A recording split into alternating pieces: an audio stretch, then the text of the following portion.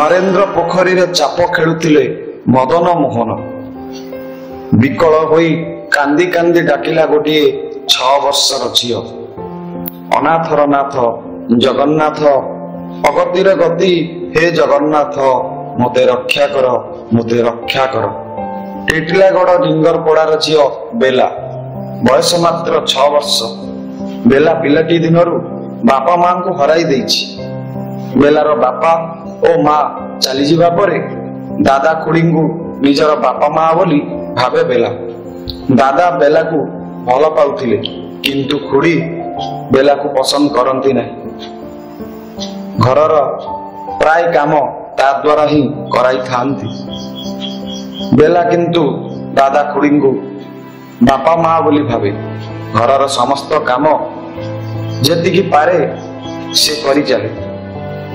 ଦାଦା ଖୁଡିଙ୍କର ଗୋଟିଏ ପୁଅ ଆଉ ଗୋଟିଏ ଝିଅ ଥିବାରୁ ଖୁଡି କିନ୍ତୁ ବେଲାକୁ ଭଲ ପାଆନ୍ତି ନାହିଁ। ଅନାଥର ନାଥ ଜଗନ୍ନାଥ, ଅଗତିର ଗତି ମହାପ୍ରଭୁ ଜଗନ୍ନାଥ। ଜଗନ୍ନାଥଙ୍କ ଚରଣ କମଳରେ କୋଟି କୋଟି ପ୍ରଣାମ ଦଣ୍ଡବତ। ଜୟ ଜଗନ୍ନାଥ, ଜୟ ଗୋପୀନାଥ।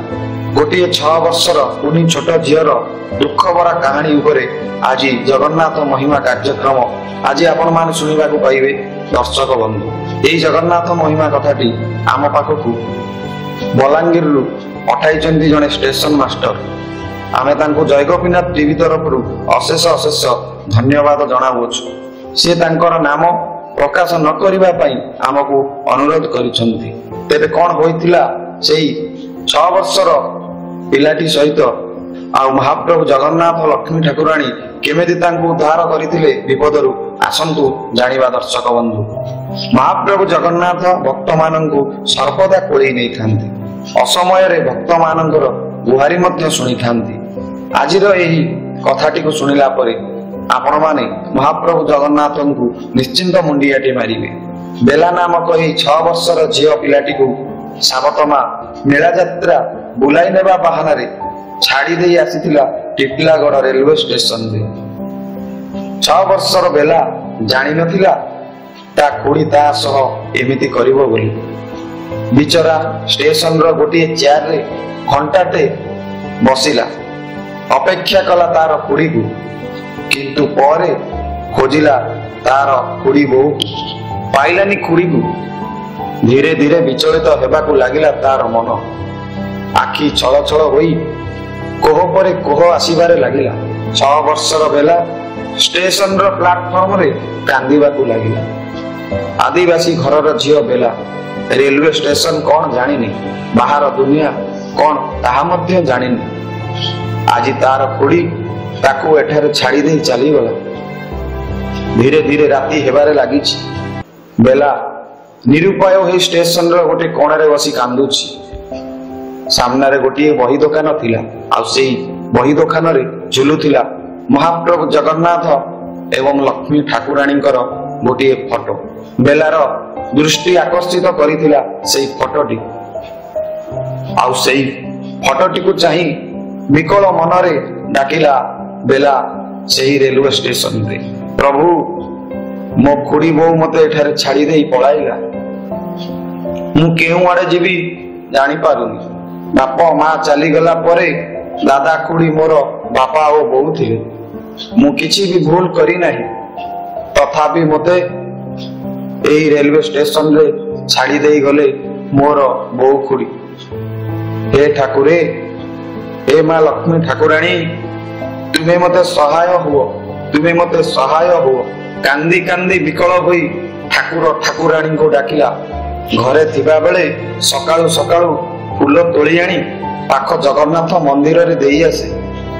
ଆଜି ସେଇ ଜଗତର ନାଥ ଜଗନ୍ନାଥଙ୍କୁ 6 ବର୍ଷର କୋମଳମତି ପିଲାଟି ବିପଦରେ ପଡ଼ି ଡାକୁଛି। ଆଉ ଯିଏ ଜଗତକୁ ନିୟନ୍ତ୍ରଣ କରୁଛନ୍ତି, ଯିଏ ସୃଷ୍ଟିର ପାଳନ କର୍ତ୍ତା, ଯାହାଙ୍କ ବିନା ଇଙ୍ଗିତରେ ପତ୍ରଟିଏ ବି ହଲେନି, ସିଏ ବା କେମିତି ନ ଶୁଣିବେ? ସେହି ସମୟରେ ମହାପ୍ରଭୁ ଶ୍ରୀକ୍ଷେତ୍ରରେ ନରେନ୍ଦ୍ର ପୋଖରୀରେ ଚାପ ଖେଳୁଥାନ୍ତି। ବିଚଳିତ ହୋଇ ଉଠିଲେ ମହାପ୍ରଭୁ ଜଗନ୍ନାଥ। ତାଙ୍କର ଚଳନ୍ତି ପ୍ରତିମା ମଦନ ମୋହନ। କୁନି ଭକ୍ତ ବେଲା ଆଜି ସତରେ ବିପଦରେ ଅଛି। ଯଦି ତାକୁ ଉଦ୍ଧାର କରା ନ ଯାଏ କେତେବେଳେ ତା ସହ କଣ ହେବ ତାହା କହି ହେବନି। ମହାପ୍ରଭୁଙ୍କୁ ଏଭଳି ବିଚଳିତ ଦେଖି ମା ପଚାରିଲେ, ପ୍ରଭୁ କଣ ହୋଇଛି ଆଜି ଆପଣଙ୍କର? ଆପଣ ଏତେ ବିଚଳିତ ଜଣା ପଡୁଛନ୍ତି ଯେ? ଜଗନ୍ନାଥ ପ୍ରଭୁ କହିଲେ, ଲକ୍ଷ୍ମୀ, ଛୋଟ ଛୁଆ ବେଲା ଆଜି ବିପଦରେ ପଡିଛି। ପ୍ରତ୍ୟେକ ଦିନ ସେ ଆମକୁ ଫୁଲ ଦେଉଥିଲା ପିନ୍ଧିବା ପାଇଁ।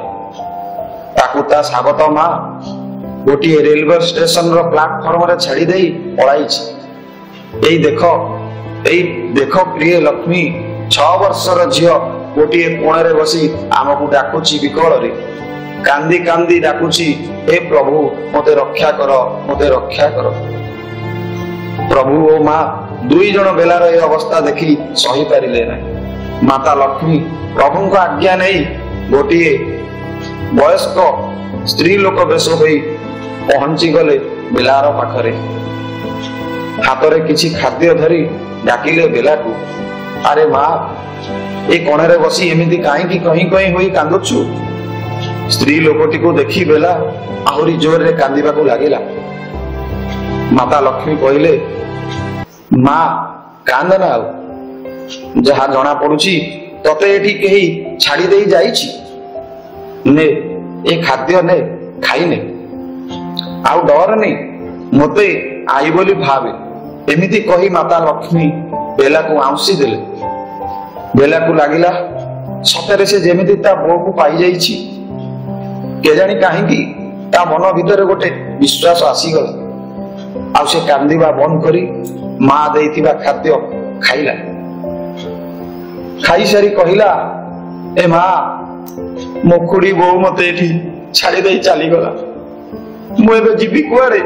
ସ୍ମିତ ହସି କହିଲେ, ମା ତୁ ଚିନ୍ତା କରନା ରେ, ମୋ ସ୍ୱାମୀ ତୋତେ ଠିକ ଜାଗାରେ ପହଞ୍ଚାଇ ଦେବେ। ଟିଟିଲାଗଡ଼ ରେଲୱେ ଷ୍ଟେସନରେ ଷ୍ଟେସନ ମାଷ୍ଟର ଭାବେ କାମ କରନ୍ତି ରାମବାବୁ। ସେ ଜଗନ୍ନାଥଙ୍କର ଅତି ପରମ ଭକ୍ତ। ତାଙ୍କର ଜଗନ୍ନାଥଙ୍କ କୃପାରୁ ପୁଅ ଝିଅ ଦୁଇଟି ହୋଇଥିଲେ। କିନ୍ତୁ 3 ବର୍ଷ ତଳେ ତାଙ୍କର 6 ବର୍ଷର ଝିଅ ଅକସ୍ମାତ ରୋଗରେ ପଡି ସେପାରିକୁ ଚାଲିଗଲା। ତେଣୁ ରାମବାବୁ ଦୁଃଖରେ ଭାଙ୍ଗି ପଡିଥିଲେ। ଯେତେବେଳେ ଶ୍ରୀକ୍ଷେତ୍ରକୁ ଯାଆନ୍ତି କେବଳ ଗୋଟିଏ ଅଳି କରନ୍ତି ମହାପ୍ରଭୁଙ୍କ ପାଖରେ, ମହାପ୍ରଭୁ ମୋତେ କଣ କନ୍ୟା ସନ୍ତାନରୁ ବଞ୍ଚିତ ରଖିବେ? ଆଜକୁ 3 ବର୍ଷ ହେବ ମୋର ଝିଅ ନତାଶା ଏ ଦୁନିଆ ଛାଡି ଚାଲିଗଲା। ସେବେଠାରୁ ଆଉ ଯେତେ ଚେଷ୍ଟା କଲେ ମୋର ଆଉ ସନ୍ତାନ ହେଉନାହିଁ। ମୋତେ କନ୍ୟା ସନ୍ତାନଟିଏ ପାଇଁ କୃପା କରନ୍ତୁ ପ୍ରଭୁ, କୃପା କରନ୍ତୁ। ଲୀଳାମୟ ଠାକୁର ଭକ୍ତର ମନୋକାମନାକୁ କେଉଁ ବାଟରେ ପୂରଣ କରିବେ ସେ କଥା ତାଙ୍କୁ ହିଁ ଜଣା। ତେଣୁ ଏଠାରେ ମହାପ୍ରଭୁ ରାମ ବାବୁଙ୍କୁ ସିଧା କନ୍ୟା ସନ୍ତାନ ନ ଦେଇ ମହାପ୍ରଭୁ ଜଗନ୍ନାଥ ବାପ ମା ଛେଉଣ୍ଡ ପିଲାକୁ ଯୋଡି ଦେଇଥିଲେ ରାମ ବାବୁଙ୍କ ଜୀବନରେ। ଆଉ କେମିତି ମହାପ୍ରଭୁ ଜଗନ୍ନାଥ ରାମ ବାବୁଙ୍କ ଜୀବନରେ ବେଲାକୁ ଯୋଡିଲେ ଆସନ୍ତୁ ଜାଣିବା ଦର୍ଶକ ବନ୍ଧୁ। କେମିତି ବେଲା ହୋଇଗଲା ରାମ ବାବୁଙ୍କ ଝିଅ? ଆସନ୍ତୁ ଜଗନ୍ନାଥ ପ୍ରଭୁଙ୍କର ଏହି ଲୀଳାକୁ ଆମେ ଦେଖିବା, ଜାଣିବା। ସେଦିନ ରବିବାର ଥିଲା। ସକାଳୁ ସକାଳୁ ରାମବାବୁ ଉଠି ନିତ୍ୟକର୍ମ କରି ମହାପ୍ରଭୁ ଜଗନ୍ନାଥଙ୍କ ଫଟୋ ନିକଟରେ ମୁଣ୍ଡିଆ ମାରି ସେହି ଗୋଟିଏ କଥା ମାଗିଲେ। ମୁଣ୍ଡିଆ ମାରି ଉଠିବା ବେଳକୁ ଫଟୋରୁ ଗୋଟିଏ ଫୁଲ ଖସିଲା। ରାମବାବୁ ଖୁସି ହୋଇଗଲେ। ଏତେ ଦିନ ପରେ ମହାପ୍ରଭୁ ଜଗନ୍ନାଥ ତାଙ୍କର କଥା ଶୁଣିଛନ୍ତି। ତାଙ୍କର ମନୋକାମନା ନିଶ୍ଚିନ୍ତ ପୂର୍ଣ୍ଣ ହେବ। କାହିଁକି ନା ମହାପ୍ରଭୁଙ୍କ ମସ୍ତକରୁ ଫୁଲଟିଏ ଖସିଛି। ସେଦିନ ତାଙ୍କର ରେଲୱେ ଷ୍ଟେସନରେ ଛୁଟି ଦିନ ଥିଲା, ଡ୍ୟୁଟି ନଥାଏ। ହେଲେ ଷ୍ଟେସନରୁ ଗୋଟିଏ ଫୋନ କଲ ଆସିଲା, ରାମବାବୁ ଆପଣ ଜଲ୍ଦି ଷ୍ଟେସନକୁ ଆସନ୍ତୁ। ମା ଲକ୍ଷ୍ମୀ ଠାକୁରାଣୀ ବେଲାକୁ ସେମିତି ଧରି ସେଇଠାରେ ଠିଆ ହୋଇଥାନ୍ତି। 2 ଜଣ ପୋଲିସ ଭାଇ ଆଉ 2 ଜଣ ଟିଟି ବେଲା ଓ ଲକ୍ଷ୍ମୀ ଠାକୁରାଣୀଙ୍କୁ ସେଠାରେ ଅଟକ ରଖିଥାନ୍ତି। ପୋଲିସର ସନ୍ଦେହ, ଏ ସ୍ତ୍ରୀ ଲୋକଟି ଏ ଛୁଆକୁ ଅପହରଣ କରୁଛି। ରାମବାବୁ ଆସି ସେଠାରେ ପହଞ୍ଚିଗଲେ। ପୋଲିସ ଭାଇ ମାନେ ରାମବାବୁଙ୍କୁ ପଚାରିଲେ, ଆପଣ ଏ ସ୍ତ୍ରୀ ଲୋକଙ୍କୁ ଚିହ୍ନିଛନ୍ତି? ରାମବାବୁ କିଛି ବୁଝିପାରିଲେନି। ପୋଲିସ ପୁଣି ପଚାରିଲେ, ଏ ଝିଅଟିକୁ ଚିହ୍ନିଛନ୍ତି? ଦୁଇଟି ପ୍ରଶ୍ନର ଉତ୍ତର ରାମବାବୁଙ୍କ ପାଖରେ ନଥିଲା। ରାମବାବୁ କହିଲେ, ନା, ମୁଁ ଜାଣିନି ଏମାନଙ୍କୁ। ସାଙ୍ଗେ ସାଙ୍ଗେ ଲକ୍ଷ୍ମୀ ଠାକୁରାଣୀ କହିଲେ, ରାମବାବୁ, ତୁମେ ବୋଧେ ଭୁଲି ଯାଇଛ, ହେଲେ ମୁଁ ତୁମକୁ ଭୁଲି ନାହିଁ। ପୁରୀ ଲକ୍ଷ୍ମୀ ମନ୍ଦିରରେ ତୁମ ସହିତ ମୋର ସାକ୍ଷାତ ହୋଇଥିଲା। ରାମବାବୁଙ୍କର କିଛି ମନେ ପଡ଼ିଲା ନାହିଁ। କିନ୍ତୁ ଠାକୁରାଣୀ କହିଲେ, ଏ ଝିଅଟିକୁ ତାର ସାବତ ମା ଏଠାରେ ଛାଡ଼ି ଦେଇ ଚାଲିଗଲା। ବିଚାରୀ କାଲିଠାରୁ କାନ୍ଦୁଛି। ମୁଁ ତାକୁ ବୁଝାଇ ସୁଝାଇ ରଖିଛି। ତୁମେ କହୁଥିଲ ପରା ତୁମର ଗୋଟିଏ କନ୍ୟା ସନ୍ତାନ ଦରକାର। ଏଇ ପିଲାଟିକୁ ପ୍ରଭୁଙ୍କ କୃପା ଭାବି ଆପଣେଇ ନିଅ। ରାମବାବୁ ସମ୍ପୂର୍ଣ୍ଣ ଆଶ୍ଚର୍ଯ୍ୟ ହୋଇଗଲେ। ମନର କଥାକୁ ଏ ସ୍ତ୍ରୀ ଲୋକ ଜାଣିଲା କେମିତି? ତାପରେ ସକାଳୁ ଠାକୁରଙ୍କ ମସ୍ତକରୁ ଫୁଲଟିଏ ମଧ୍ୟ ଖସିଥିଲା। ବିଶ୍ୱାସୀ ଲୋକ, ତେଣୁକରି ବର୍ତ୍ତମାନ ଏ ସ୍ତ୍ରୀ ଲୋକ ଏକଥା କହୁଛି, ସତରେ କଣ ଏହା ପ୍ରଭୁ ଜଗନ୍ନାଥଙ୍କର କୃପା? ରାମବାବୁ ବେଲାର ମୁହଁକୁ ଟିକେ ଚାହିଁଲେ। ଏମିତି ଲାଗିଲା ଯେମିତି ତାଙ୍କର ସେଇ ଝିଅ ନତାଶା ଫେରି ଆସିଛି। ନିଜକୁ ଆଉ ସମ୍ଭାଳି ପାରିଲେନି ରାମବାବୁ। କୋଳେଇ ନେଲେ ଝିଅଟିକୁ। ହେଲେ ପ୍ରଶ୍ନ କଲେ। ତାଙ୍କ ମନ ଭିତରେ ପ୍ରଶ୍ନ ଆସିଲା, ସତରେ କଣ ଏଇ ପିଲାଟିକୁ କିଏ ଏଠି ଛାଡ଼ି ଦେଇ ଯାଇଛି? ତେଣୁ ସେ ପ୍ରଶ୍ନ କଲେ, ପ୍ରମାଣ କଣ ଏ ଝିଅଟିକୁ ଏଠାରେ କିଏ ଛାଡ଼ି ଦେଇ ଯାଇଛି ବୋଲି? ଠାକୁରାଣୀ କହିଲେ, ସେହି ଝିଅକୁ ପଚାର, ସେ କହିବ। ବେଲାକୁ ପଚାରିବାରୁ ବେଲା ଉତ୍ତର ଦେବା ପରିବର୍ତ୍ତେ ଭୋ ଭୋ ହୋଇ କାନ୍ଦି ଉଠିଲା। ଆଉ ରାମବାବୁ ବୁଝିଗଲେ ପ୍ରକୃତରେ ଘଟଣାଟି ସତ। ବେଲାକୁ ଜଗନ୍ନାଥଙ୍କ କୃପା ଭାବି ରାମବାବୁ ଆପଣେଇ ନେଲେ। ଆଉ ଟିଟି ପୋଲିସ ଭାଇ ମାନଙ୍କୁ କହିଲେ, ଆପଣ ଏବେ ଯାଆନ୍ତୁ, ଇଏ ମୋର ଆପଣାର, ମୁଁ ତାଙ୍କୁ ମୋ ଘରକୁ ନେଇ ଯାଉଛି। ମହାଲକ୍ଷ୍ମୀଙ୍କର କାମ ସରିଗଲା। ରାମବାବୁ ଠାକୁରାଣୀଙ୍କୁ ତାଙ୍କ ଘରକୁ ଡାକିଲେ। ଠାକୁରାଣୀ କହିଲେ, ଆପଣ ଆଗରେ ଚାଲନ୍ତୁ, ମୁଁ ଆପଣଙ୍କ ପଛରେ ଯାଉଛି। ନିଖୋଜ ଯାଇଛନ୍ତି ରାମବାବୁ ଏବଂ ବେଲା। ପଛପଟକୁ ଚାହିଁଲା ବେଳକୁ ପଛପଟରେ ଆଉ କେହି ନାହାନ୍ତି। ହଠାତ୍ କୁଆଡେ ଅନ୍ତର୍ଦ୍ଧାନ ହୋଇଗଲେ ସ୍ତ୍ରୀ ଲୋକଟି। ରାମବାବୁ ଏପଟ ସେପଟ ସବୁଆଡେ ଚାହିଁଲେ, କିନ୍ତୁ କିଛି ପାଇଲେ ନାହିଁ। ତଳକୁ ଚାହିଁଲା ବେଳକୁ ଦୁଇଟି ପାଦ ଚିହ୍ନ ପଡିଥିଲା, ଆଉ ସେଠାରେ ଗୋଟିଏ ଛୋଟିଆ ପଦ୍ମ ଫୁଲଟିଏ ପଡିଥିଲା। ରାମବାବୁ ବୁଝିଗଲେ ମାତା ଲକ୍ଷ୍ମୀ ଠାକୁରାଣୀ ଏ ଝିଅଟିର ଦାୟିତ୍ୱରେ ଥିଲେ। ତେଣୁକରି ଏ ଝିଅ ନିଶ୍ଚିନ୍ତ ଏକ ଦୈବିକ କଳାର ଝିଅ ଅଟେ। ଏଥର ସ୍ପଷ୍ଟ ଜାଣିପାରିଲେ ରାମବାବୁ, ମହାପ୍ରଭୁ ଜଗନ୍ନାଥଙ୍କ କୃପାରୁ ଏସବୁ ସମ୍ଭବ ହୋଇଛି। ତେଣୁ ରାମବାବୁ ବେଲାକୁ ନିଜ ଝିଅ ଭାବରେ ଗ୍ରହଣ କରି ସବୁଦିନ ପାଇଁ ତାର ଦାୟିତ୍ୱ ନେଇଗଲେ। ଦର୍ଶକ ବନ୍ଧୁ, ବେଲା ଆଉ ଏବେ ବେଲା ହୋଇନାହିଁ।